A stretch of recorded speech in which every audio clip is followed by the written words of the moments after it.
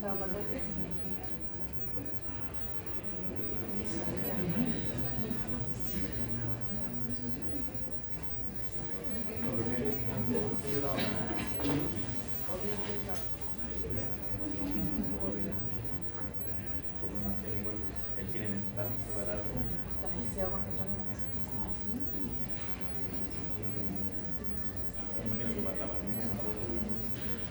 tan terrible porque estaba embarazada, entonces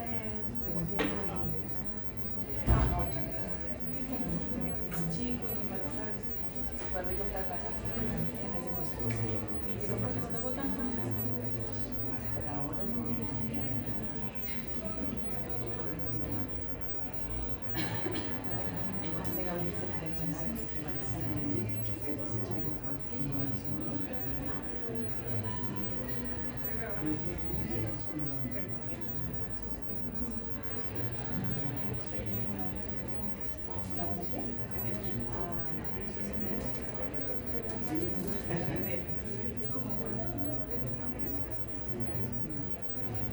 Tenemos una tarjeta que compartimos, igual vale la pena comprarse una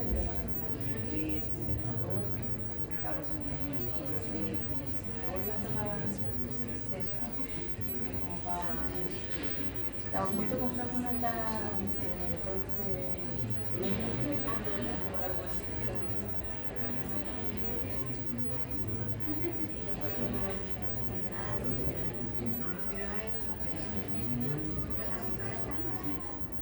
Hay personas que van a su casa y retiran gratis.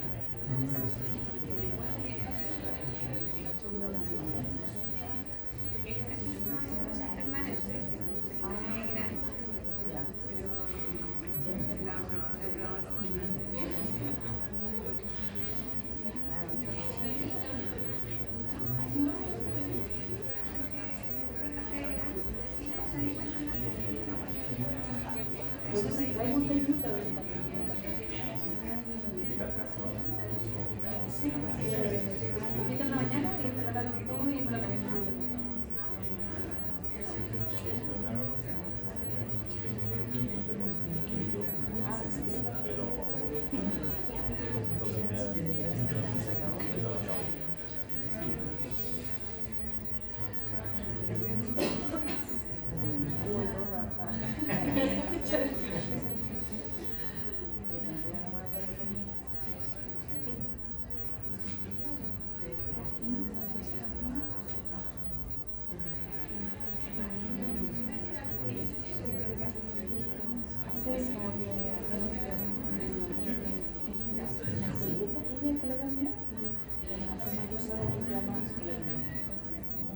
¿Cómo se llama tu curso? Como datos y... Feminismo datos. Feminismo y datos. De datos. Feminismo de datos. Es muy chulo como una mirada como desde el género sobre cómo se construye los datos. Yo no tengo idea, pero ellos este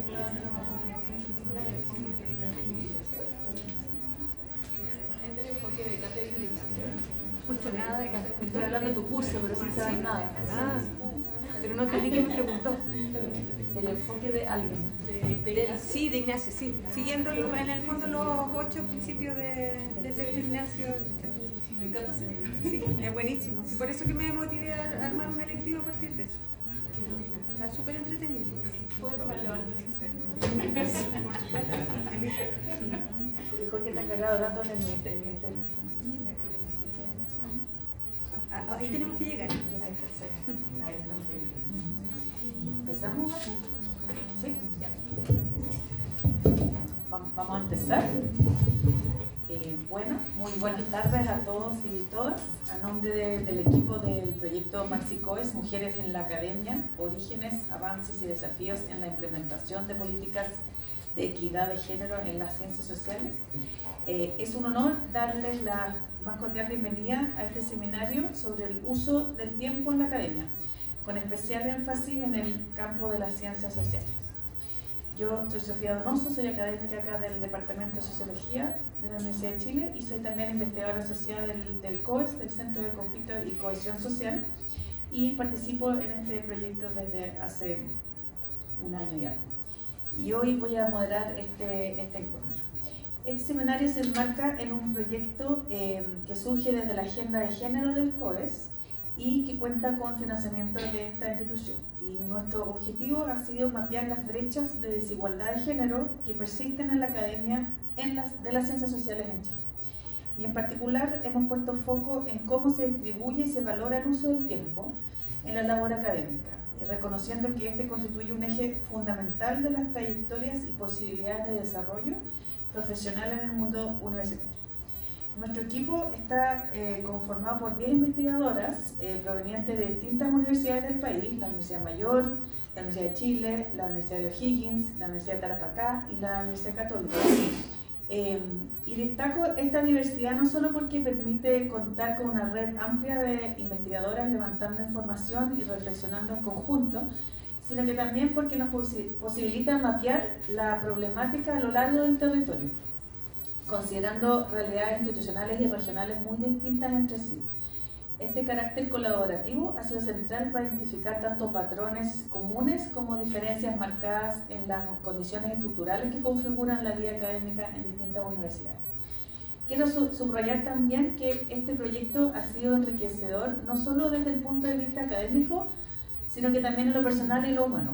En cada reunión de trabajo se ha transformado en un espacio donde hemos compartido nuestras experiencias individuales, las buenas prácticas que cada uno ha encontrado en su contexto, pero también las frustraciones que enfrentamos al intentar compatibilizar múltiples tareas dentro de nuestras instituciones.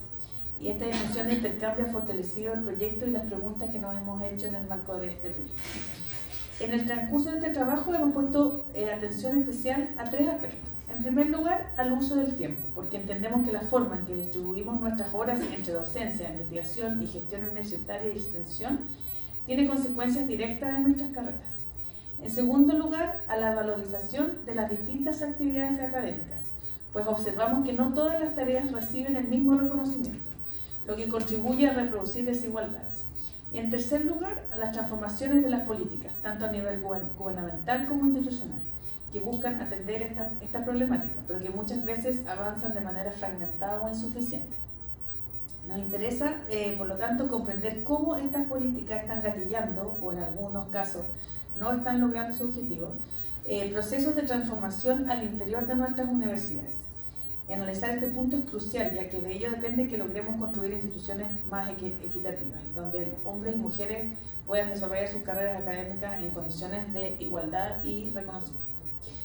Por todo lo anterior, este seminario constituye un verdadero hito dentro de nuestro proyecto. Es la oportunidad de compartir con ustedes no solo los avances de nuestra investigación, sino que también abrir una conversación más amplia recogiendo sus preguntas y experiencias. Queremos agradecer al COES, que está financiado por Fondap de ANID, y todo nuestro equipo, primeramente, bueno, también acá en la Facultad de Ciencias Sociales de la Universidad de Chile, todas sus autoridades, funcionarios académicos y estudiantes. También agradecer al Ministerio de Ciencia, Tecnología, Conocimiento e Innovación, y en particular hoy día nos acompaña Jorge Urrutia, jefe de la Oficina de Estudios y Estadística. Muchas gracias por acompañarnos hoy día. Y finalmente quiero agradecer también a mis compañeras en este proyecto, Isabel, que está acá, Roxana, Chiapa, que lamentablemente no pudo viajar del norte, Bárbara, que va a presentarse, Manu Mendoza, la Francisca, que también va a presentar, Valentina Paredes, Vania, Denise, que también acá nos acompaña, y Carolina Estefoni. A las asistentes del proyecto de investigación, Francisca Faret, Rebeca Orellana y Seidi Luan, quienes son parte crucial de este proyecto. Eso, muchas gracias. Le doy la palabra a Bárbara, que va a empezar con la primera parte de la presentación.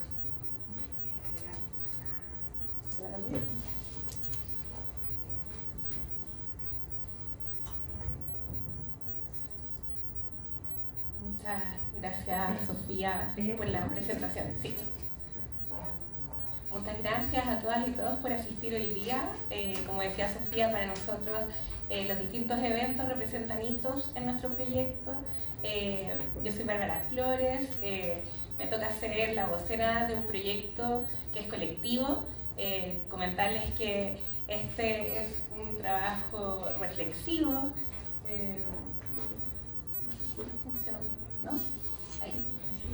como decía Sofía, somos 10 investigadoras que en conjunto hemos trabajado y reflexionado para levantar información, reflexionar y conversar acerca de cómo las políticas de equidad de género en las instituciones de educación superior han ido contribuyendo a cerrar ciertas brechas que por cierto han habido avances, pero a su vez la información que estamos levantando nos demuestra que todavía quedan desafíos y parte de eso se debe ojalá corregir a través de evidencia robusta, que es lo que tratamos de levantar a través de este proyecto.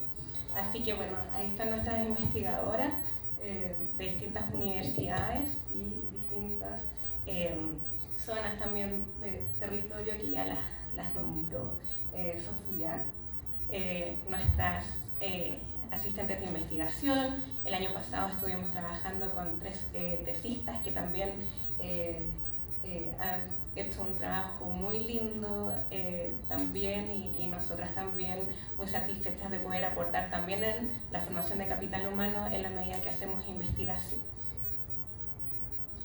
Voy a presentar brevemente nuestro proyecto. Como verán, es un proyecto muy ambicioso. El seminario de hoy corresponde a uno de los focos en particular que tiene el proyecto, que es el uso del tiempo en la Academia de las Ciencias Sociales, pero el proyecto en sí es un objetivo tiene un objetivo general muy amplio que tiene que ver con cómo las políticas gubernamentales han tenido efecto en, como dice ahí, en inserción de académicos y académicas, en el uso del tiempo, los criterios de productividad y otras dimensiones importantes que afectan las carreras y progresión académica de las personas que participan.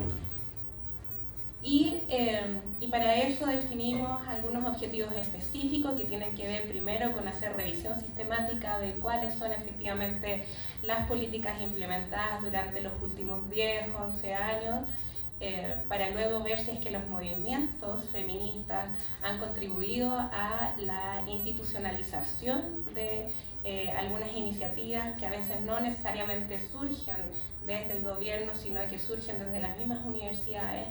Y para ello es importante también analizar los movimientos sociales y luego nos enfocamos en ver qué ocurre entonces con las condiciones de trabajo, los ambientes laborales, el uso del tiempo, los criterios de productividad, para finalizar, por supuesto, con propuestas de buenas prácticas y los desafíos que tenemos por delante.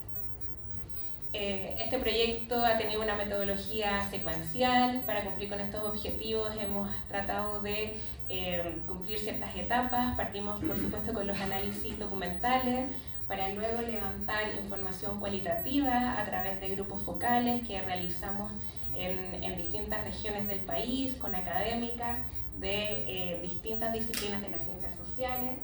Luego continuamos con entrevistas en profundidad, no solo a académicas, sino que también a personas que han implementado políticas de género en las instituciones y a personas que han estado en el gobierno liderando de alguna manera estas iniciativas y políticas. Voy a entrar en un mini detalle en próximas láminas.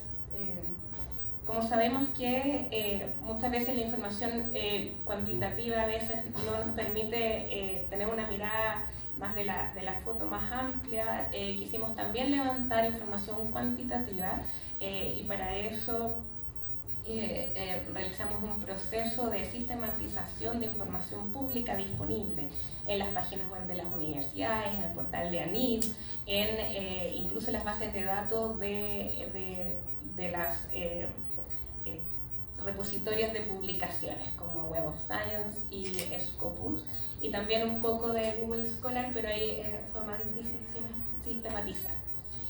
Y uno de los instrumentos que más nos ha desafiado en el proyecto ha sido justamente la construcción de un cuestionario que permita levantar esta encuesta de uso de tiempo y que nos permita visibilizar, cuantificar, estimar brechas de género, pero no solo de género, sino que también darle una mirada más interseccional al uso de tiempo, es decir, considerar otras dimensiones como clases sociales, de la clase social de origen de los académicos y académicas, el territorio, por supuesto, y también cruzarlo con las distintas etapas de la trayectoria.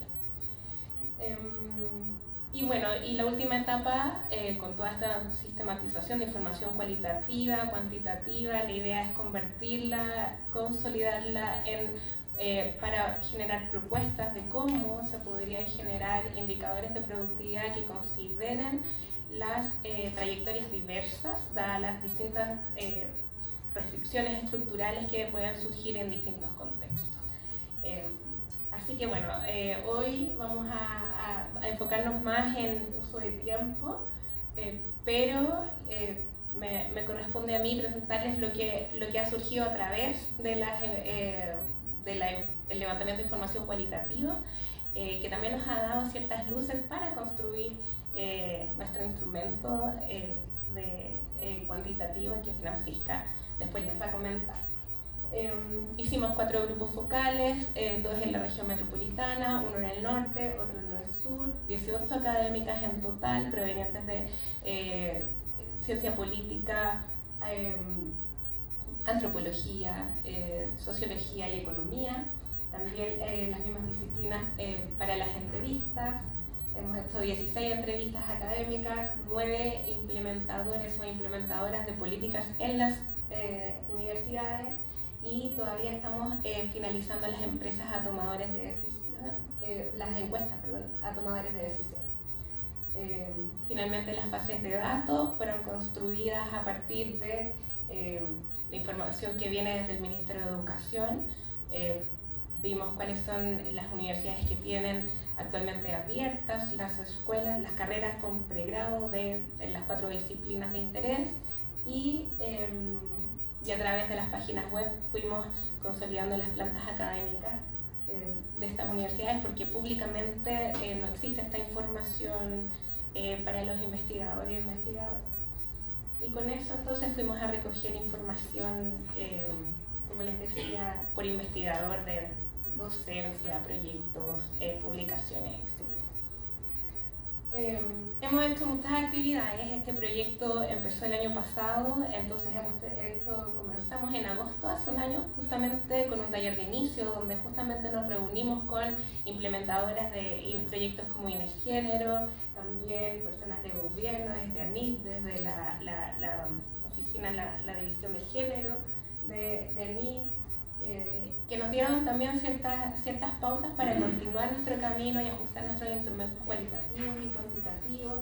Hemos tenido jornadas de trabajo, defensas de tesis y un seminario que tuvimos en abril con invitada internacional. Lo hicimos en la Universidad de O'Higgins, en Rancagua, justamente en este afán de poder descentralizar un poquito el conocimiento de los eventos que generalmente se hacen en Santiago.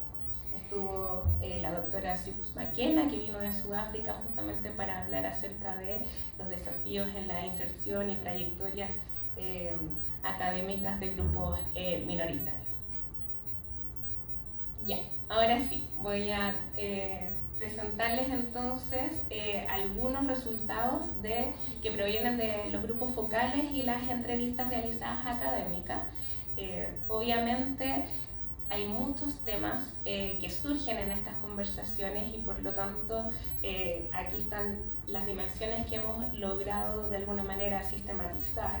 Hemos visto que hay mucho que se puede decir en cuanto a inserción y trayectoria, el uso del tiempo, que es el foco que vamos a poner hoy día, pero también hemos detectado que existen diferencias territoriales y por género en condiciones laborales, salarios y también beneficios. Además, el clima organizacional, que depende no solo de los departamentos, sino que también se ve este efecto multinivel de pertenecer a una institución, pero en realidad los lazos más cercanos se arman en la unidad. Y eso afecta también los climas organizacionales y justamente la institucionalización de algunas leyes, como la bajada de las leyes hacia las universidades. Pero hoy vamos a hablar de los resultados acerca del uso del tiempo. Les voy a comentar cuáles son las percepciones que tienen las académicas de las ciencias sociales en cuanto a este recurso y cuáles son las estrategias que han adoptado frente a una realidad que básicamente es algo que quizás todos conocemos, que es una sobrecarga laboral generalizada y percepción de que existe una carencia de tiempo importante. En las percepciones respecto al uso del tiempo, en los grupos focales y en las entrevistas vemos que los resultados se pueden clasificar en 4 subdimensiones. Hay esta percepción generalizada de la carencia de tiempo, que existe una dificultad para investigar dada la multiplicidad de tareas que las académicas desarrollan. Hay una invisibilización de los cuidados dentro y fuera de la institución y por supuesto hay desigualdades territoriales. En específico, voy a ir aquí poniendo algunas citas que ilustran estas ideas que les he estado mencionando. No las voy a leer todas en honor al tiempo, pero hemos destacado algunas. Por ejemplo, aquí una socióloga que nos dice: me acuesto todos los días a las 12 de la noche, no tengo hijos, mi marido está en otra ciudad, no tengo un perro y vivo en un departamento que me permite hacer todo muy chiquitito para trabajar en la semana. Esta cuestión no es vida. Y en manera particular tenemos otras frases y otras citas donde vemos que la carencia del tiempo es un tema transversal y radical. Otra académica nos dice: tampoco tengo horarios. Vamos a ver que en general las académicas siempre están con pendientes infinitos, me quedan cosas pendientes. Y eso hace que tengan que buscar estrategias que las vamos a comentar más adelante. En cuanto a la dificultad para investigar, dada la multiplicidad de tareas, se ve que hay muchas exigencias entre la gestión administrativa, universitaria, atención de estudiantes, la docencia, vinculación con el medio, y además la gestión propia de la investigación, que muchas veces no significa coordinar equipos, salir a terreno, y por lo tanto eso también afecta el uso del tiempo. Entonces aquí hay ejemplos. Nuestras entrevistadas y participantes de los grupos focales señalan que el tiempo de escritura, por ejemplo, es siempre sacrificado. Tenemos que escribir un artículo y no nos podemos reunir porque finalmente van apareciendo urgencias y otras actividades que no se puedan postergar. En cuanto a la invisibilización de los cuidados, las académicas en general coinciden en que las responsabilidades de cuidado de menores es algo importante, justo en una etapa en la trayectoria que es muy relevante la productividad académica y la publicación de artículos. Entonces tratar de rendir y estar en cierto nivel esperado se hace casi imposible cuando están estas responsabilidades. Y algo importante que surge también en conversaciones con las académicas es que ya no solo el cuidado de niños y niñas es importante, sino que ahora las académicas en edades medianas comienzan a cuidar a sus padres y madres. Y eso también es algo que se invisibiliza y en palabras de ella dice: nos vamos fragilizando y nadie está viendo eso. Nos van pidiendo que seamos fuertes, que sigamos actualizadas, que sigamos leyendo, publicando y más encima compitiendo a ese nivel. Las desigualdades territoriales, hay 2 dimensiones que son importantes. Uno, que dado este ritmo intenso que genera la academia, hay académicas que han optado salir de Santiago para bajar el ritmo de vida, pero que no necesariamente lo logran. Lo he logrado más lento de lo esperado, dicen. Pero una vez que ya están en regiones, también les significa mucho tiempo poder participar en instancias que están generalmente centralizadas en Santiago. Entonces, participar, porque por los decretos de los programas tienen que ser eventos presenciales y no son híbridos para poder rendir los fondos, tienen que correr al aeropuerto para no perder el día, entonces viajan y al final viajan por el día y eso es, como todos sabemos, un desgaste tremendo, pero así no pierden un día más. Frente a estas realidades hay estrategias y hay aspectos positivos de cómo las académicas entonces organizan su tiempo dado estas percepciones que tienen. Entonces hay 4 estrategias principales que podemos detectar a partir de la investigación. Uno tiene que ver con que en general las académicas concentran una actividad por día, por ejemplo el día de la docencia, el día de la gestión, o solo en la mañana voy a hacer gestión. También hay muchas veces, lamentablemente, se hace uso del tiempo privado y personal para poder cumplir con estos pendientes. Las académicas mencionan muchas veces que tienen que aprender a decir que no, pero que es algo que cuesta y es muy difícil. Y las redes de apoyo y colaboración surgen como una de las estrategias más importantes para poder cumplir con todos los requisitos de productividad. Aquí están las citas acerca de la concentración de uso de tiempo por actividad.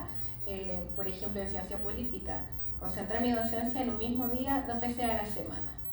Ahí hace clases miércoles y viernes, llega temprano, se dedica ese día exclusivamente a docencia, clases, corregir pruebas, y luego los otros días, lunes, martes y jueves, investigación. Por otro lado, en la zona norte vemos que tratan de toda la gestión sacarla en la mañana.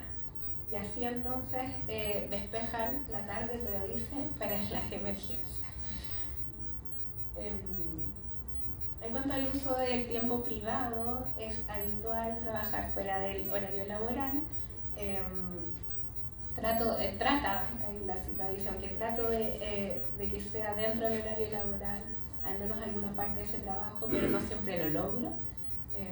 Por ejemplo, tratar de conciliar la vida personal o familiar con el trabajo de investigación. Por ejemplo, aquí, si mi hija va a patinaje a las 7, me quedo en la universidad hasta las 7 y así hago ese tiempo, ocupo ese tiempo para trabajar. Y después, sábados y domingos, sí, es que es la única manera. Aprender a decir que no. Hay entrevistadas que llevan una trayectoria más avanzada y, por ejemplo, dicen, parte de mi actividad y mis funciones académicas durante los últimos 3 años ha sido decir que no, porque me meto en 1000 cosas, cuestiones, invitaciones, tal, pero han tenido que dejar de participar. Y por otro lado, también se menciona que hay que aprender a decir que no, a pesar de que son actividades que les gustaría participar, porque ya es tanto, entonces ha sido incómodo, porque claro, hay que empezar a decir que no a cuestiones que uno quisiera participar. Finalmente, las redes de apoyo es algo muy valioso que surge en las experiencias de las académicas. Las señalan como algo necesario y fundamental para avanzar en la carrera, porque se apoyan para los terrenos, pero también compartiendo autorías de artículos cuando alguien va quedando un poco más atrás. Entonces aquí dice, buscábamos la forma de ir en coautorías con ese colega, o si es alguien nuevo que había llegado recién. Allá vamos complementándonos según las posibilidades que cada uno tenga, y ahí en el grupo sí se considera las responsabilidades familiares. Por ejemplo, yo no puedo en esta fecha por temas personales y eso se respeta. Entonces, para finalizar, aquí hicimos un zoom a lo que hemos visto con respecto al uso de tiempo con la información cualitativa que hemos podido levantar, pero sumando toda la información que hemos visto, sabemos que han habido avances. Se ha avanzado mucho en cuanto a la prevención de violencia, acoso, en las instituciones, y justamente porque es vinculante a la acreditación institucional, se han implementado medidas y se ha institucionalizado muy bien. Los fondos concursables como Inés Género también ha sido una iniciativa que se valora porque ha podido visibilizar brechas y acompañar trayectorias, pero su implementación es netamente realizada por mujeres. Eso hace entonces que también el tiempo de investigación sea mermado. Entonces continúan brechas estructurales en cuanto a uso de tiempo, tareas de menor prestigio, y lo que señalan fuertemente las académicas es que hay menos tiempo para investigar, y dado que no se consideran los cuidados también, eso hace más difícil la carga. Pero aún así, esta información nos da ciertas luces, pero quisiéramos nosotros poder ver la magnitud de las brechas, particularmente de género, y dado que nuestros instrumentos han estado enfocados en académicas, nos parecía necesario avanzar en algo más cuantitativo para ver efectivamente la magnitud de brecha de género a través de los territorios, etc.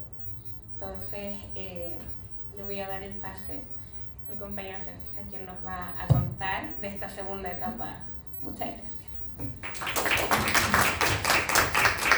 Muchas gracias, Bárbara. Y sí, le vamos a dar la palabra a Francisca Ortiz, que también es académica del Centro de Economía y Políticas Sociales de la Universidad Mayor, y va a presentar la parte más cuantitativa del proyecto.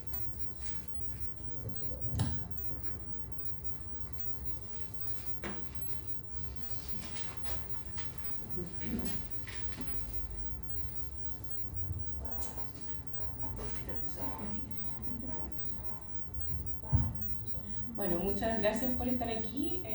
Sabemos que esto implica tiempo y la verdad es que lo agradecemos. El tiempo de escaso y tenemos que decir, priorizar a que uno más, y de verdad agradecemos su presencia.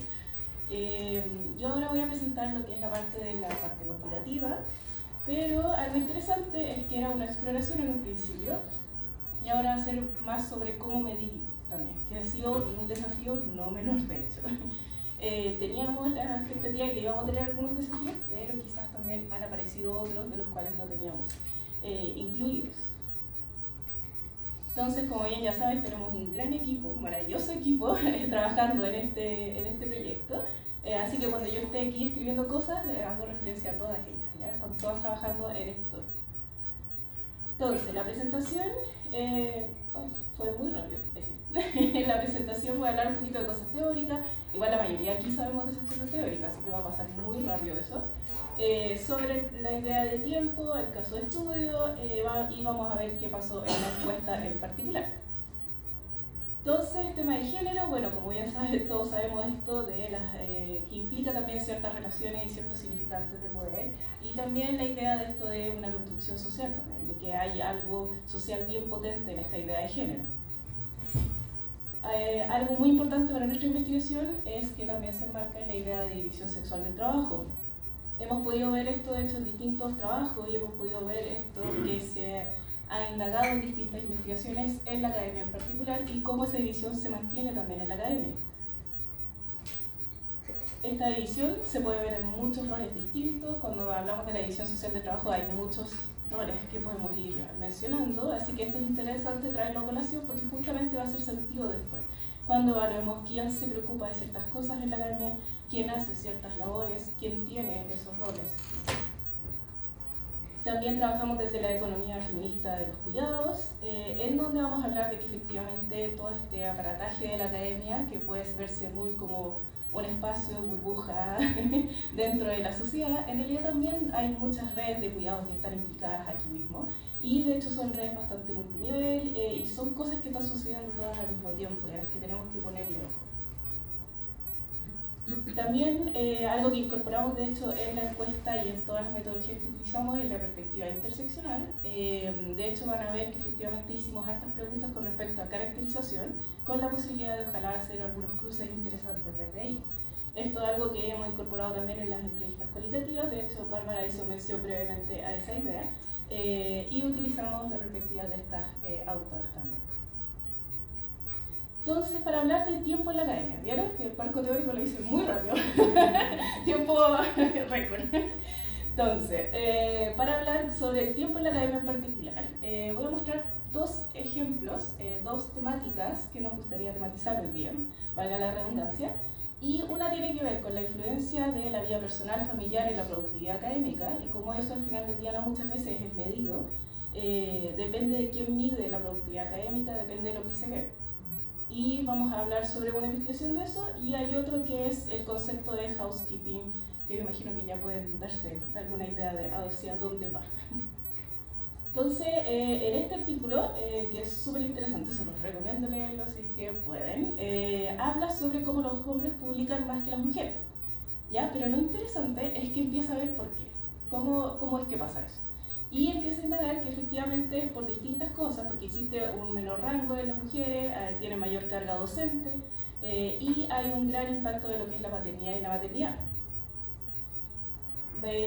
Lo que ellos hacen, de hecho, averiguan cómo esto implica un desafío para las mujeres académicas. En particular, hablar harto sobre cómo esto implica una reducción del tiempo de investigación, que es algo que justo Bárbara ya acaba de mencionar, y en donde también hay una percepción de la academia como un poco acogedora con respecto a la paternidad y la maternidad.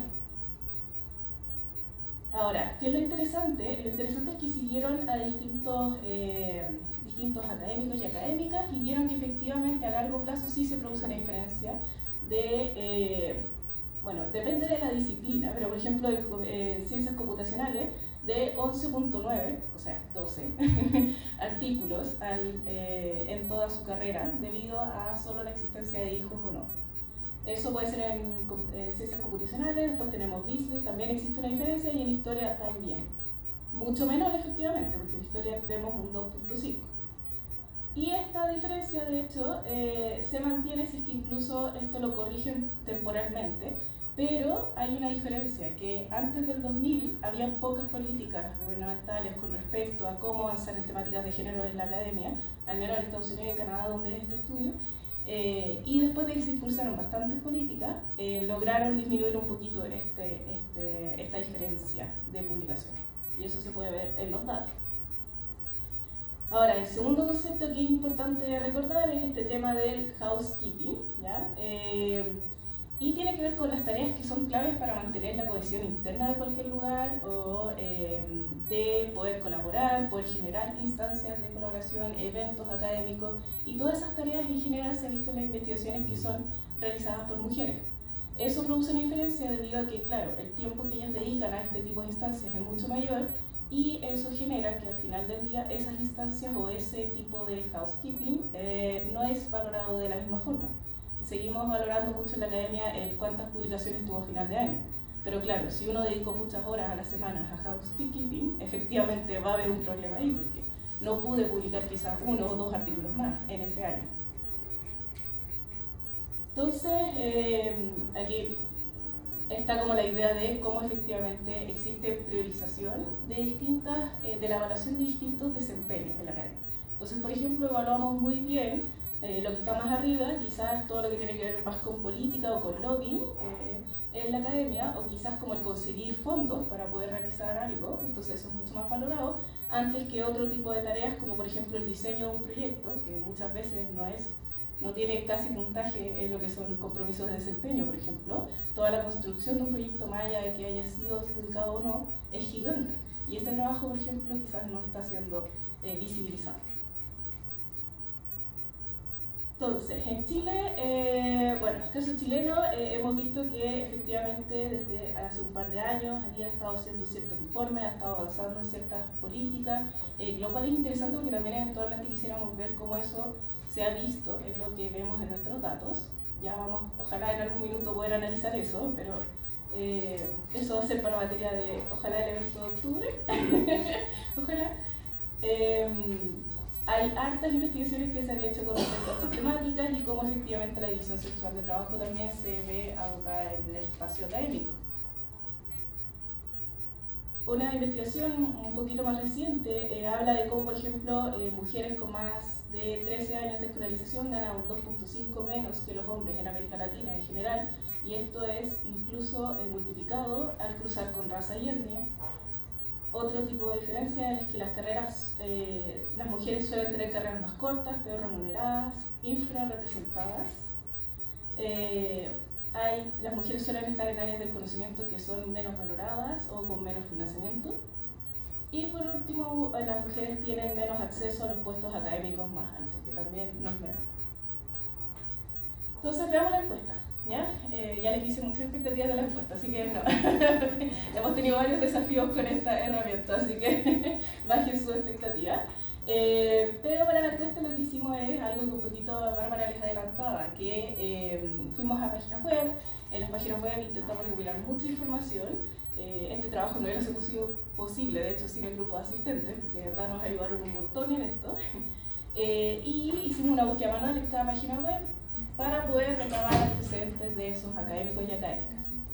Con esa información se hizo una encuesta que se le envió a todas estas personas.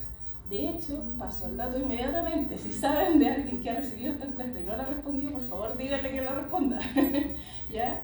Esta encuesta es para mujeres y hombres de distintas disciplinas y nuestra idea es efectivamente conseguir la mayor cantidad de personas que podamos. Todavía la encuesta está abierta, así que existe esa opción. Ahora, veamos la encuesta un poquito. Como les mencionaba, hay varias preguntas, no están todas las preguntas aquí, pero hay varias preguntas, por ejemplo, por tipo de contrato, tipo de jerarquía en la que están, pero con las que son en torno al tiempo intentamos incorporar varias variables distintas. Entonces, por ejemplo, en qué año obtuvo su último grado académico, eventualmente nos va a permitir comparar trayectorias. Y eso es algo que no siempre solemos tener como antecedente. Uno pensaría que eso todo el mundo lo tiene publicado en su página web. No es tan fácil, no todo el mundo tiene esa información publicada. Y, por ejemplo, en qué año firmó este contrato. También nos va a permitir averiguar con respecto a cuándo comenzó quizás una carrera académica, más como en torno a tener una cierta jerarquización, un contrato indefinido, con otro tipo de ventajas. También tenemos información con respecto a cuándo quizás empezaron a participar en ciertos comités y en equipos de coordinación, y esto va muy ligado también al housekeeping. Va muy ligado a que quizás tenemos la hipótesis de que quizás muchas mujeres también se dedican a muchos de estos trabajos y no están siendo visibilizados. También tenemos una parte de la encuesta que es sobre prácticas de cuidado y trabajo en el hogar. Ahí tenemos preguntas con respecto al cuidado de personas menores de 18 años, o sea, hasta 14 años. Después también tenemos si es que cuidan a alguien, por ejemplo, por caso de enfermedad o accidente, y también personas mayores. Entonces queremos intentar abarcar la mayor cantidad de cuidados que podamos. Ahora, esta pregunta es nuestro desafío personal. Ha sido muy difícil recabar este tipo de información. Es quizás la pregunta que metodológicamente es más compleja, sería más interesante tener información, pero también sabemos que era un desafío incluirla, porque era un desafío responderla. Entonces ahí también está un poquito cómo lidiamos con esta paradoja de ser investigadores y intentar recabar información que sabemos que va a ser muy útil, pero a la vez sabemos que la gente no tiene tanto tiempo para responder estas cosas. Y esta es una pregunta que creamos que tiene que ver con respecto si es que pudieran dividir su semana completa en todas las horas que distribuyen distintos aspectos de su vida, ¿cuántas horas creen que le asignan a distintas cosas? ¿Ya? Y eso es súper interesante porque no estamos solo incluyendo lo que es la vida académica, sino que estamos incluyendo las cosas menos visibles de la vida académica, y además de eso la vida personal, la vida en pareja, la vida familiar. Son aspectos súper importantes que nos gustaría comparar, sobre todo desde una perspectiva cuantitativa, e incluyendo también tanto a hombres como mujeres. Les preguntamos por satisfacción con respecto a distintos espacios de su día, y aquí de nuevo está esta idea de que nos abocamos al trabajo, pero también a otros elementos, a la calidad de vida en general. Y cuando les preguntamos sobre exigencia del trabajo, también les preguntamos con qué frecuencia, por ejemplo, les falta tiempo para completar sus tareas, se retrasa la entrega de sus trabajos. También estamos teniendo como lo temporal, cruza al final del día toda la encuesta, y esa es la idea. Ahora veamos cómo fueron los resultados, chequeando el tiempo. Con respecto a la muestra, al final del día tenemos que la disciplina de antropología se posiciona como la más equitativa, podemos decir, ¿ya? Mientras que la de economía exhibe una gran disparidad, de hecho. sobre todo esto del tema de plantas académicas, y ahí ustedes lo pueden ver bastante fácilmente. En cuanto a esto de que la economía es la disciplina con mayor disparidad, también es en los distintos tramos de edad, y eso es interesante de ver porque menos de un tercio de la planta académica tiene menos de 60 años, que tiene menos de 60 años es mujer. Se sugiere de hecho también una mejora paulatina en el acceso de mujeres de 40 a 50 años en ciertas disciplinas de las ciencias sociales, y creemos que eso eventualmente está ligado quizás a ciertas políticas más gubernamentales, lo que puede ser interesante de contrarrestar. Efectivamente, de nuevo, vemos cuando cruzamos disciplinas, sexo y región en donde están, economía de nuevo, nuevamente, es la disciplina con mayor disparidad, con un 25% de mujeres en la capital, mientras que en regiones el porcentaje de mujeres es del 27%. Ciencia política tiene una situación más o menos similar, mientras tanto sociología y antropología muestran una distribución un poquito más equilibrada, aunque los hombres siguen siendo la gran mayoría. Cuando vemos la encuesta, y esto tiene que ver con el levantamiento de información de las páginas web, cuando uno iba a estos portales, a la plataforma de investigadores de ENID, y aquí puede ser un antecedente importante, algo que fue muy difícil de recabar es que efectivamente de las 1.073 personas trabajando en plantas académicas, solo el 51% contaba con un perfil registrado. Y eso no nos ayuda tampoco a poder recabar información que nos pueda servir eventualmente para poder hacer este tipo de análisis, para poder saber qué es lo que están haciendo, para poder ver diferencias en estas trayectorias. Entonces ahí hay un desafío no solo en términos de cómo recabamos esa información, sino que también en términos de nosotros como académicos, dónde estamos poniendo nuestras fichas. Tenemos todos que también poner nuestro esfuerzo, sabemos lo relevante que es tener estos datos. Entonces deberíamos quizá eventualmente también subir nuestra información de esa forma. Podríamos eventualmente tener análisis más completos. Entonces, otra cosa importante que está ahí abajo es el tema de que solo 41% de las instituciones entrega información sobre la jerarquía. Hay muchas páginas web o mucha información que está muy desactualizada, y eso hace mucho más difícil también el trabajo con respecto a este tipo de información. Ahora, una de las cosas que nos llamó la atención cuando vimos los datos es que efectivamente el nivel educacional de la madre y del padre al parecer tiene una cierta influencia si es que las personas fueron o no, se dedicaron o no a la academia. Podemos ver que en el caso de las mujeres, la gran mayoría se concentra, bueno, en el caso de mujeres y hombres, la gran mayoría se concentra en que tuvieron madres con nivel, o sea, educación técnica profesional completa y educación universitaria completa. Mientras que si vamos al caso de nivel educacional del padre, vemos exactamente lo mismo, solo que de hecho aquí pasa a educación universitaria completa, y también vemos una mayoría de porcentaje también importante en la parte de magíster y doctorado. Con respecto a, cuando les preguntamos, esta pregunta era muy interesante también para saber si las personas habían pedido algún permiso sin goce de sueldo y por cuál era la razón. Les preguntamos en dos instancias distintas, una por un menor de 1 año y una persona mayor, y en ambos casos los únicos casos que tenemos registrados son de mujeres que dijeron que no habían pedido esa solicitud. Ah, no, eso está al revés. Sí habían pedido solicitud, eso está totalmente al revés. No le hagan caso al sí o al no. Debería ser justo al revés, sí. Son solo 4 mujeres que sí solicitaron algún permiso de goce de sueldo. Y están los números ahí, se los colocamos porque efectivamente no tenemos tantas respuestas aún. Como les decimos, la encuesta está siendo todavía recopilada, así que esperamos que esos números vayan creciendo también con el tiempo. Cuando hablamos de si es que han tenido un cargo de dirección o no, nos llamó mucho la atención que muchas mujeres de hecho sí han dicho que sí, lo que uno diría que con la literatura puede ser un poquito paradojal o uno no sabe muy bien cómo interpretar estos datos, así que vamos a ir viendo cómo lo vemos con respecto a las otras preguntas de las trayectorias. Entonces puede tener dos interpretaciones, o una, quizás tiene muchos puestos de dirección que eventualmente vamos a revisar con más desagregado, que eventualmente implica mucho trabajo de gestión que no es visibilizado, o efectivamente tiene muchos trabajos de dirección que no son los altos cargos de la jerarquía dentro de la universidad. Entonces quizás son dirección más de departamento, por ejemplo, y esa es como nuestra hipótesis más grande. Ahora, con respecto al área disciplinar, de hecho el panorama sería muy parecido a lo que veníamos ya mostrando los otros antecedentes con respecto a la distribución de hombres y mujeres en distintas disciplinas. Y con respecto a cuál era el último grado obtenido, también esto es interesante verlo porque efectivamente aquí vemos un impacto también de todo lo que tiene que ver con los programas de formación del Estado. Ha tenido efectivamente un impacto donde el número de personas que han entrado a academia, claro, su gran mayoría tienen doctorado.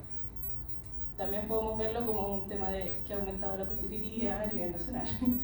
Podemos ahí entrar en discusión. Entonces, vemos hartos resultados y lo que es interesante de esto es cómo consideramos el tiempo para poder medirlo. ¿Ya? Cómo medimos el tiempo, es de verdad difícil. Y cómo evaluamos la gestión, el housekeeping. Quizás podríamos empezar, por ejemplo, también a evaluar cuánto tiempo uno se demora en la realización de una publicación o cuánto tiempo uno tiene que invertir en la preparación de docencia. Eso tampoco muchas veces es evaluado en los compromisos de desempeño, por ejemplo. Cuánto tiempo uno necesita de preparación de esas clases. Y eso influye mucho en las distintas jerarquías. Entonces, podemos pensar que el tiempo puede pasar de tres formas distintas. Puede pasar muy lento, o un poquito, en un nivel más intermedio, o un nivel más rápido, ¿ya? Y esto también va a depender de las tareas que estamos evaluando. O sea, por ejemplo, si estamos hablando de un tiempo un poquito más neutral, podríamos hablar de quizás de un trabajo en una reunión de un proyecto nuestro. Si hablamos de que el tiempo se nos pasa muy lento, no sé ustedes, pero yo odio el dentista, entonces claro, ir al dentista sería un tiempo muy lento desde mi percepción y por tanto quizás yo voy a decir que ese tiempo es mucho más lento o invertí mucho más tiempo en eso. O por ejemplo, quizás el tiempo se pasa mucho más rato también cuando, por ejemplo, presentamos avances de una investigación que nos apasiona muchísimo. Esa diferencia es algo paradojal en sí mismo de la idea de tiempo, de cómo medimos esto. Y eso es importante considerarlo porque efectivamente cuando hablamos de la percepción del tiempo, estamos también hablando de una realidad que es importante para esas personas, quizás. No significa que sea menos válida. Entonces, ¿qué es lo interesante de esto? Es que en nuestro proyecto estamos utilizando una metodología mixta de datos. Tenemos otros datos, muchos que la Bárbara mostró, pero esperamos justamente para el mes de octubre, en donde vamos a poder presentar más avance, poder tener una colaboración y un diálogo entre todos esos datos, porque hasta ahora nos estamos quedando quizás con una parte del panorama. Bárbara presentó otra parte del panorama y ustedes ya vieron quizás ciertas semejanzas, ciertas diferencias, pero después ojalá podamos presentar todo complementado y todo en conversación y eso nos va a dar un panorama mucho más completo de esto. Entonces, efectivamente este tipo de investigación nos permite materializar otro tipo de desigualdades como bastante estructurales, lo que al final del día, ojalá esperamos que nos permita generar ciertas recomendaciones sobre cómo pensar una academia en que se implica mucho más lo que es el tiempo en toda su gran espesor de lo que podemos definir como tiempo. Así que esta es el afiche de la encuesta. Si por X motivo ustedes le han llegado, revisen su spam, por favor respóndala y si saben de alguien, si no, por favor pasen la voz porque necesitamos que nos respondan esta encuesta. Así que les agradezco muchísimo su atención y damos el pase creo que a Jorge, ¿cierto?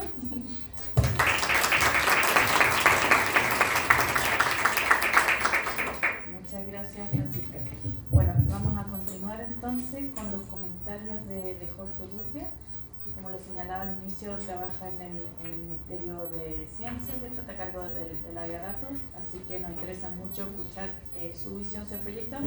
El equipo acá preparó un par de preguntas para iniciar la conversación y después como obviamente abrir el espacio a los participantes acá del seminario.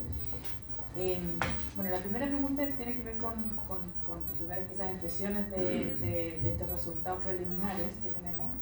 Y sé que ustedes desde el Ministerio han identificado hallazgos similares a través de otros instrumentos o instrumentos similares que gestionan de manera regular.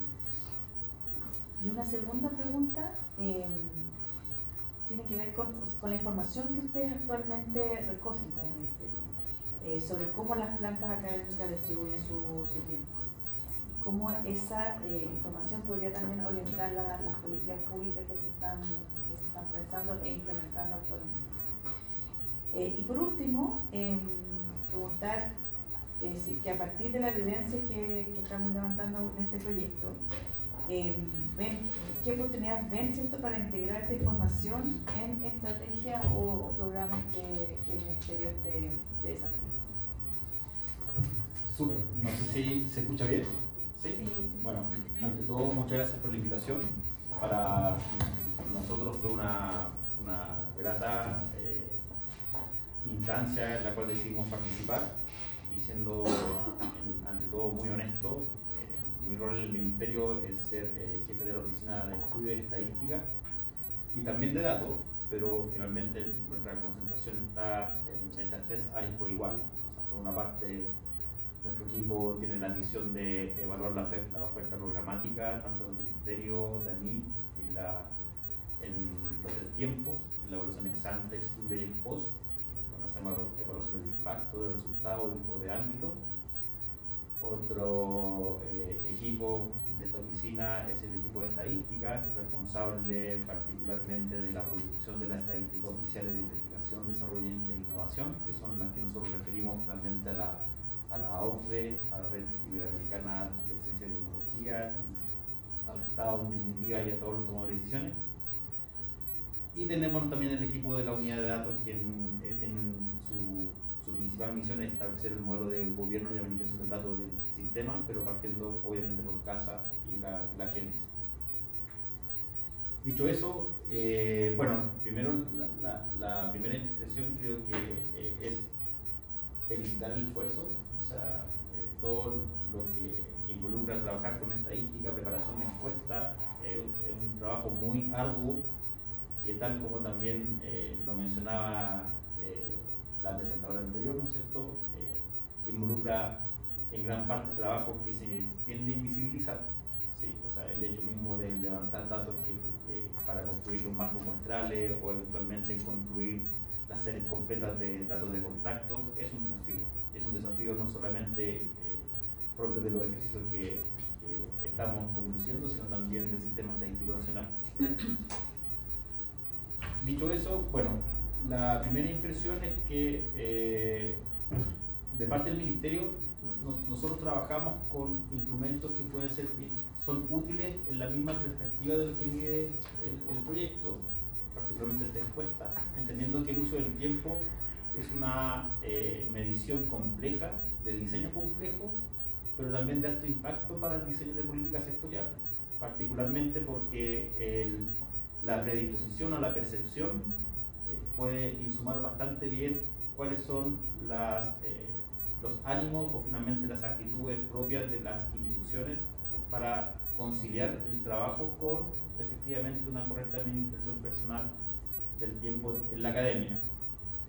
En el Ministerio llevamos a cabo la encuesta sobre gasto personal en investigación y desarrollo.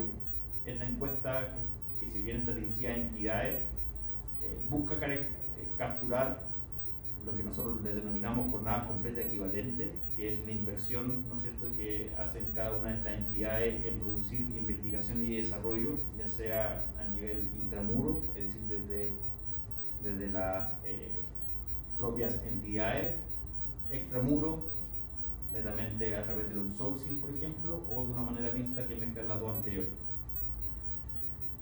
Ahora bien, en complemento también nosotros llevamos a cabo una encuesta de trayectoria de personas de doctores, que nosotros le denominamos CDH por la sigla en inglés, de un estudio que nace ya hace 10 años en la OCDE con apoyo de Eurostat, pero como el nombre lo dice, a diferencia de lo que hicieron acá las colegas, finalmente son estudios que están orientados a caracterizar la trayectoria, pero de las personas que tienen doctorado. Ahí hemos hecho 4 versiones de esta encuesta y la última que tenemos publicada lo hicimos el año 2024 y en el año 2024 con el año de referencia 2021.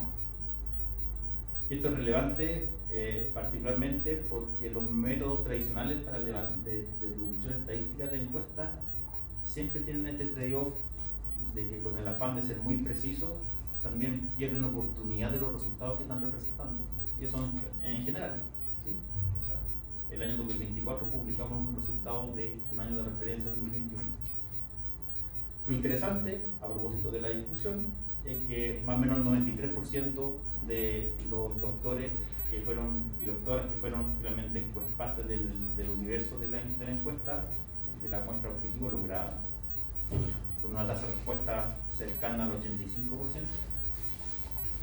Nos dijeron que sí están en una situación de precariedad laboral, a propósito de gran parte de las causas que ya definitivamente han sido identificadas en estas presentaciones, lo cual es una señal al menos de atención. Por otra parte, la NIT lleva a cabo una encuesta de trayectoria, pero de graduados, y que por las razones que ustedes podrán adelantar, se concentra particularmente en aquellos estudiantes de posgrado que han sido especialmente financiados por la NIT. Por lo tanto, ahí tenemos también desafíos metodológicos como los secos de selección, cómo tratar, ¿no es cierto?, efectivamente la calidad estadística de la información.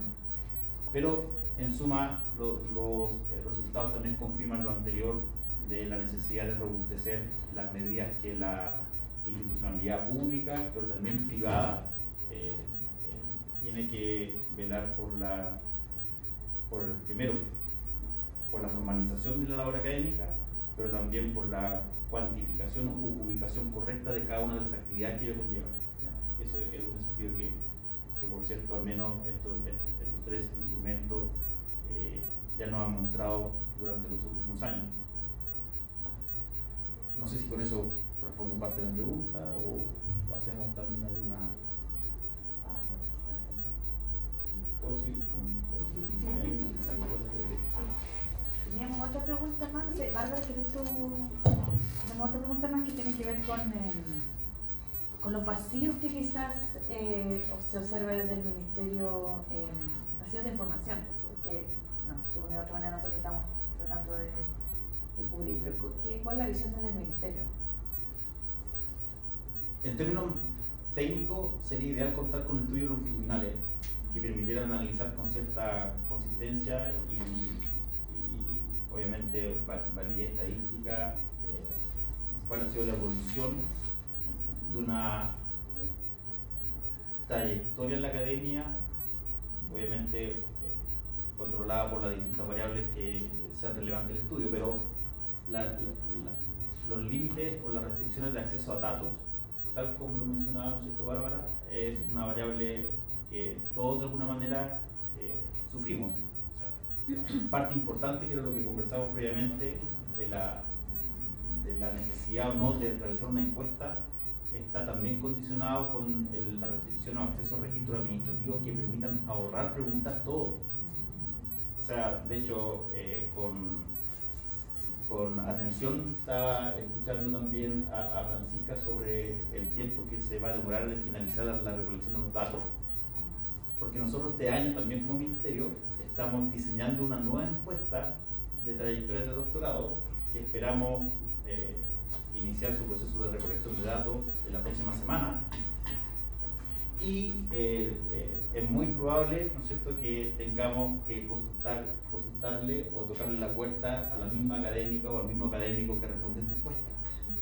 Y eso es más frecuente de lo que uno piensa, tanto en las personas, en los hogares, en las empresas, y es lo que nosotros traducimos técnicamente como la carga estadística del informante, que de alguna manera también tiene un impacto, ¿no es cierto?, en las tasas de respuesta que generalmente el último instrumento que se aplica en terreno sufre, ¿ya? Y que obviamente ustedes también pueden, por cierto, conocer en detalle. Y ahí veo que en términos de los desafíos o los vacíos de información, primero, más que información, me iría a la fuente principal, tenemos deficiencia en el acceso a los datos, ¿sí?, antes de pensar en la información.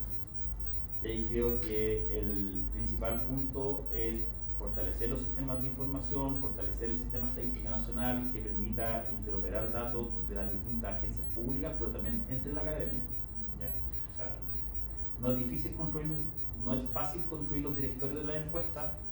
O sea, nosotros lo vimos también con nuestra propia encuesta del CDH, y eso exige acuerdos de confidencialidad. Tenemos que tomar también en consideración que ya en diciembre del año pasado se publicó la actualización de la ley de datos personales.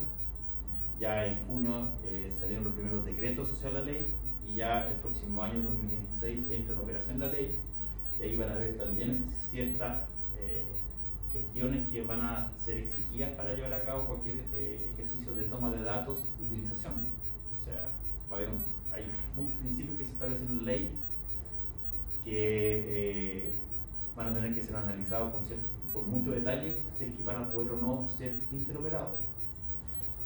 Siendo muy concreto en un ejemplo, si Bárbara logró conseguir los datos de un académico en particular que se los cedió para responder a la encuesta, posiblemente la universidad va a tener problemas o el centro va a tener problemas si es que lo quiere utilizar para insumar otra encuesta. Porque el principio de finalidad establece de que esos datos fueron recolectados para un fin en particular.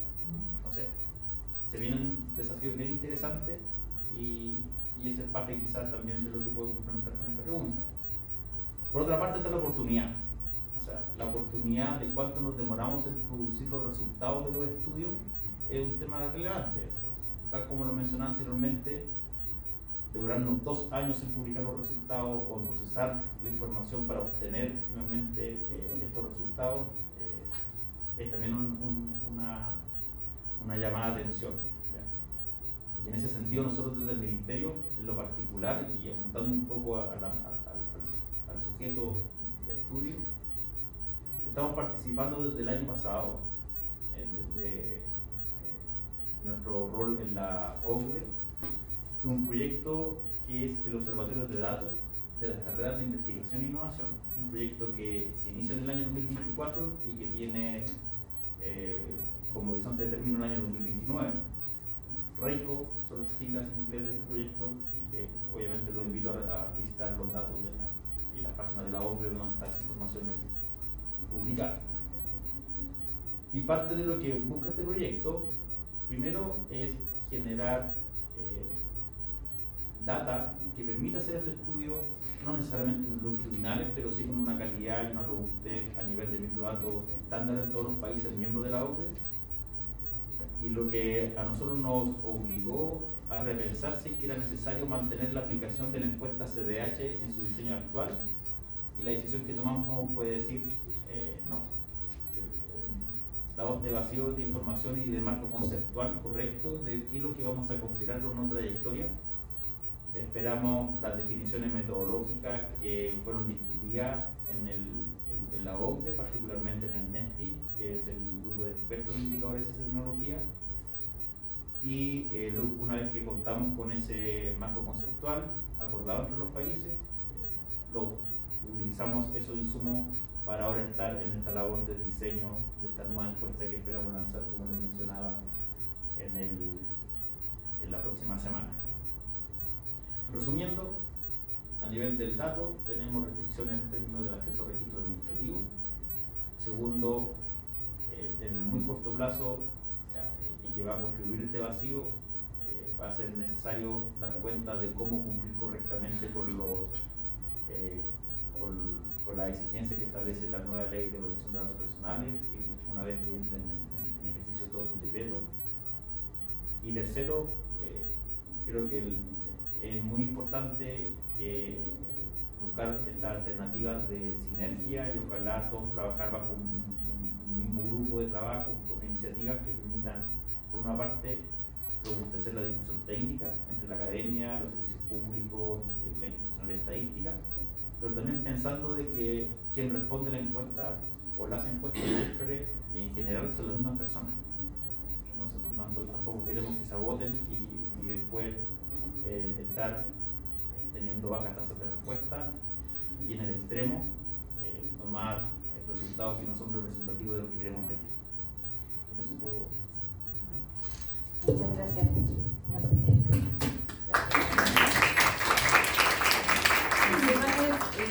O Francisca, si quieren responder algo, abrimos al público y creo para recoger un par de preguntas.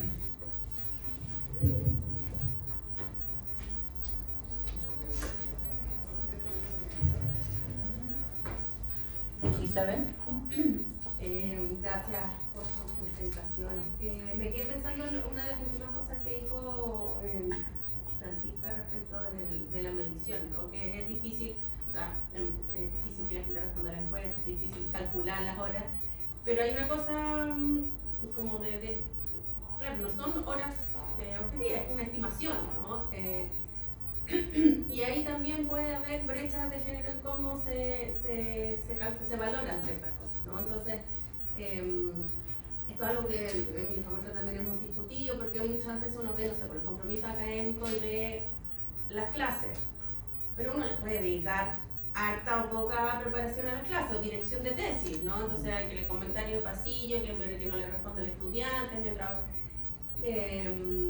y eso es muy difícil de captar incluso en una encuesta. Yo creo que no hay mucha...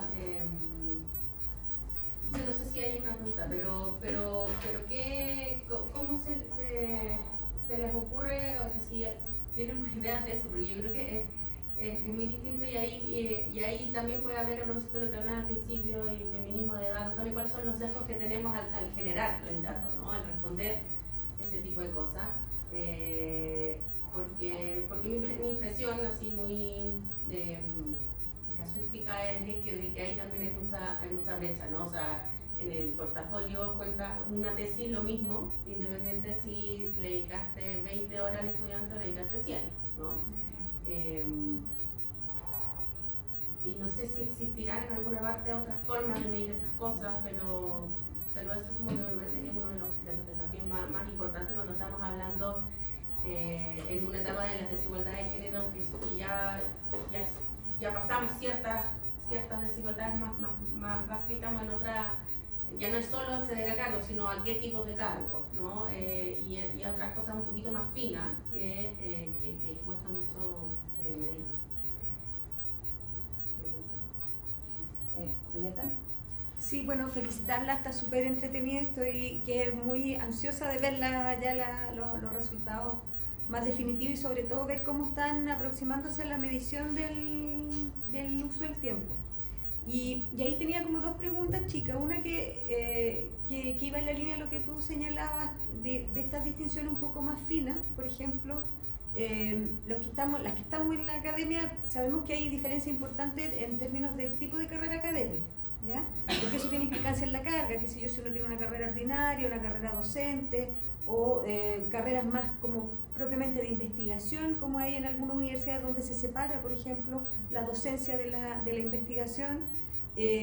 ¿Cómo están pensando ajustar el instrumento a responder a esas realidades? Porque puede en el fondo ser el tipo de carrera lo que ya a lo mejor está generalizado, ¿cierto? No sé, yo no tengo los datos, pero me preguntaría si es que efectivamente que predomina, por ejemplo, la carrera docente, si no van a ser las mujeres las que estén en mayor medida en carreras docentes y por ende con más carga de clases que los hombres. Entonces, ahí ¿cómo piensan trabajar eso? Y una pregunta más general, en términos de la medición, ¿en qué se diferencia el instrumento que ustedes están elaborando con una encuesta de uso del tiempo, pero aplicada a un grupo específico que es la academia? ¿Tomamos un par de preguntas? Rebeca. Sí, mi pregunta, Jorge, a propósito de lo que comentaba de la nueva ley de protección de datos, si desde el Ministerio de Ciencia ya tienen como un plan de contingencia, porque evidentemente es como un terremoto para todos quienes vamos recolectando información o obteniendo de registros administrativos o incluso ahora con esto de las redes sociales digitales que se provee datos. ¿Qué planes tienen ustedes como organismo como para que podamos tener en cuenta para las instituciones más públicas como la universidad y los centros de investigación? ¿Quieren responder eso? Y después hacemos otra ronda, ¿les parece?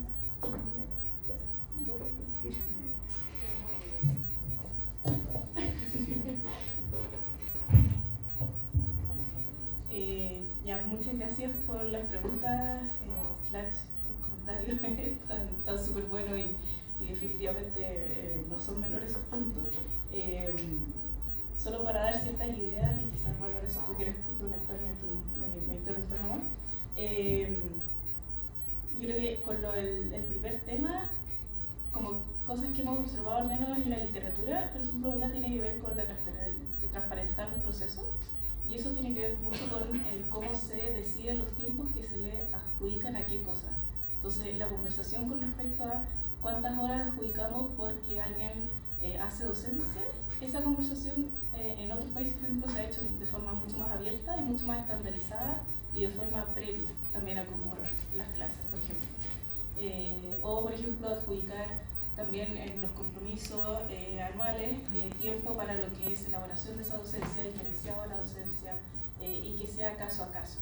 Eso implica también mucho tiempo de trabajo para hacer trabajar todo esto. Pero también el otro punto que yo creo interesante y que esto va muy directo con lo que decía Julieta también es el tema de cómo distintas herramientas, como el hecho de que como equipo hayamos decidido utilizar tantas metodologías distintas para medir esta problemática, creo que puede ser un súper buen beneficio al final en los datos y en lo que nos produzca. ¿Y por qué lo digo? Porque efectivamente, por ejemplo, nos va a permitir ajustar el instrumento, por ejemplo, el hecho de que se haya ocupado técnicas de web scraping en algún minuto. Se haya visto, por ejemplo, qué es lo que pasaba en Web of Science, qué información hay en el portal de ANID, qué información hay en Scopus, después qué información nos dicen las mismas personas también, qué es lo que nos dicen también en un equipo cuando están en un focus group, que es un discurso distinto. Sabemos que cuando recompilamos focus group es distinto a entrevista, entonces también van a haber dos discursos distintos ahí que se van a poder complementar. Entonces yo creo que algo que nos va a ayudar muchísimo es esa complementación, o eso es al menos lo que estamos apuntando, y también queremos ver mucho también esa conversación realizada, porque hasta ahora somos muchas personas trabajando en esto, pero justo ahora viene la etapa de esa etapa, así que esperamos verte en octubre para poder comentar más de eso. Y quizás las diferencias con respecto a otra encuesta más general, podría identificar dos sobre todo, que son las más importantes. Una es que son preguntas muy ligadas al contexto académico y por tanto son muy específicas. Entonces, por ejemplo, les preguntamos si es que han sido parte de un INE género en alguna parte. Entonces eso es muy específico en contexto académico. Y otra cosa que hicimos en ese mismo sentido es dividir muchas cosas con respecto a como los 4 grandes dimensiones de la academia, que es como tanto extensión, investigación, publicaciones, docencia, como que intentamos tener preguntas de cada una de esas para intentar recopilar más detalles, y eso es muy específico a esta encuesta. Y por otro lado, lo que también la diferenciaría esta encuesta de otras encuestas más generales tiene que ver con que también involucramos preguntas sobre la vida familiar y la vida personal. Entonces, como que ese cruce no lo hemos visto tan, al menos en la información que hemos recopilado. Gracias. Bárbara, ¿tú querías complementar con algo? Sí. Después le doy la palabra. No, muy breve respecto a la pregunta de Isabel, lo hemos conversado también en algunas reuniones sobre la metodología y claro, ¿no? En ningún momento, dado las restricciones presupuestarias de nuestro proyecto, podríamos haber hecho una encuesta de tiempo como la hace el INE porque son presenciales y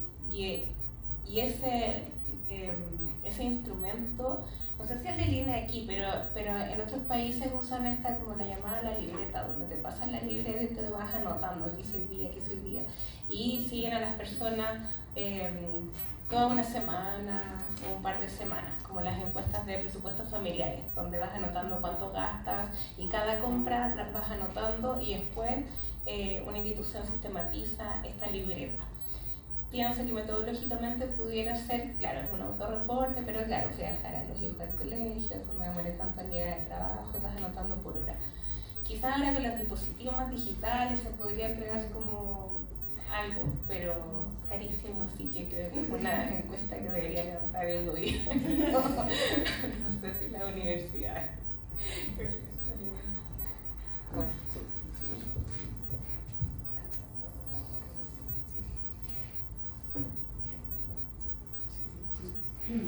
Bueno, respondiendo a tu pregunta, es bien interesante porque el ministerio tiene parte del problema resuelto y otra parte no.